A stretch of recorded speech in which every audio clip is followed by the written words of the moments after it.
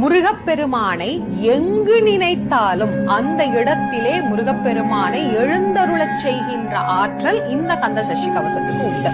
நீங்க எங்க கூப்பிட்டாலும் முருகன் வருவாருங்கிறதுக்கு அருணகிரிநாதரின் வாக்கே சாட்சி. எங்கே நினைப்பினும் அங்கே என் முன் வந்து எதிர் நிற்பனே அப்படின்னு முருகப்பெருமானை பற்றி அருணகிரியார் சொல்லி இருக்கிறார்.